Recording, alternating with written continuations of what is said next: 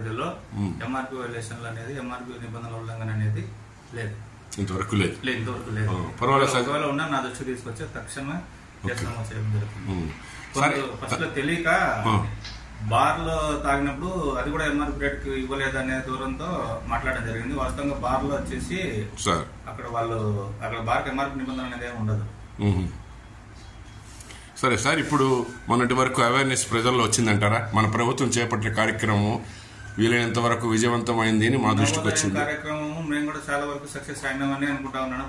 ఇప్పుడు తిరిగిన పల్లెల వరకు చాలా వరకు దాదాపు 90-95% వరకు కంట్రోల్ చేయగలుగున్నాము సార్.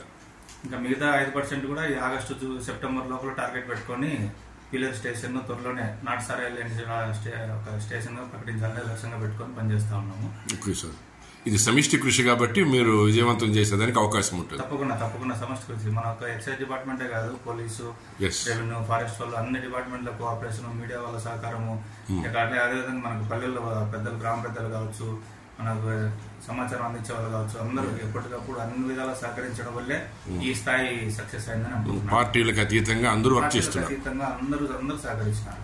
ఓకే సార్, ధన్యవాదాలు. ప్రస్తుతం మన పరిసర ప్రాంతాల్లో సారా నిషేధం వీలైనంత వరకు తగ్గించాలనే ప్రయత్నంలో భాగంగా కృషి చేస్తున్నట్టు మన శ్రేయ గారు తెలియపరిచారు. ధన్యవాదాలు సార్, నమస్కారం. భాగ్యలక్ష్మి కేబుల్ నెట్వర్క్ వీక్షణ. ఈ సందర్భంగా నేను తెలియజేయడం అంటే పీలర్ స్టేషన్ పరిధిలో మొత్తం 11 వైన్ షాపులు, ఒక బారు నడుస్తూ ఉంది ప్రభుత్వ నిబంధనల మేరకే. వీటికి సంబంధించి ఎటువంటి పర్మిట్ రూములు కానీ ఇప్పుడు దాకా దేనిగా ఇవ్వలేదు ఏ వైన్ షాప్ కానీ. అదేవిధంగా బెల్ట్ షాప్కి సంబంధించి కూడా ఏ షాప్కు పర్మిషన్ లేదు. ఏ గ్రామంలో ఎక్కడ బెల్ట్ షాప్ ఉన్నా కూడా తక్షణమే చర్యలు తీసుకుని కేసులు నమోదు చేయడం జరుగుతుంది.